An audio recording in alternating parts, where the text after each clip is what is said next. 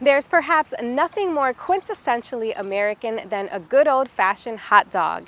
In the summertime here in New England, they're pretty much ubiquitous, be it at a backyard barbecue or a neighborhood eatery. But what does it take to serve hot dogs for over a century?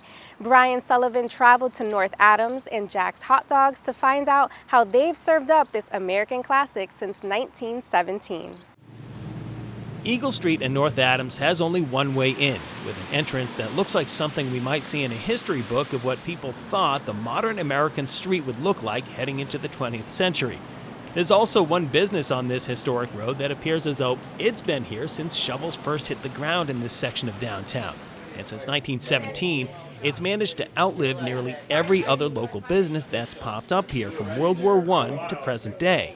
So how did something as simple as a place that sells hot dogs and hamburgers survive over a century's worth of economic downturns and catastrophes? Well, the answer is actually quite simple. We put out our food as cheaply and as efficiently.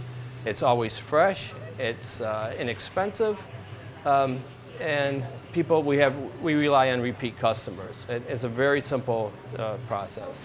12 seats, a couple of grills, friolators, lots of dogs, lots of burgers, steamed buns, and lots of locals coming in. That's been the recipe for success here. And even though North Adams has trended more artsy and touristy since the late 1990s, Jack's has always been the towny spot for generations of working class folks raising their families here. Whether they're working at the hospital, the bank, hanging sheetrock, pounding nails, or doing whatever they have to do to maintain a bottom line, this has been their lunch counter. This is the people you need to take care of. This is the people we cater to. It's like the cherry on the sundae to have tourists come in.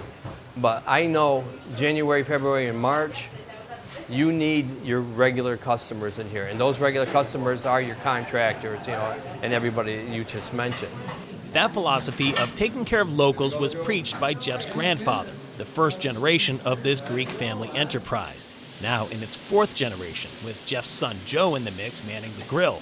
Apparently, the philosophy works because there are still customers coming in who've been here for all four generations. I've been coming here for 74 years. Can you imagine that? I sat in there, I sat there, and my mother sat next to me. 74 years. And it's not just for the townies. If memory serves, they used to let college creeps like me in here too. Back when I was in college out here, none of us had cars, so we almost never ventured out beyond our 1-block radius of campus. But on those rare occasions when we had an extra couple of bucks in our pockets, we would walk a few more blocks to come down here to Jack's.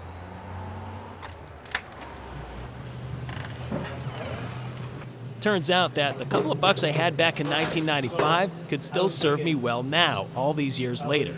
In that case, I'll have a chili cheeseburger and a double cheese with onions, mustard, and relish.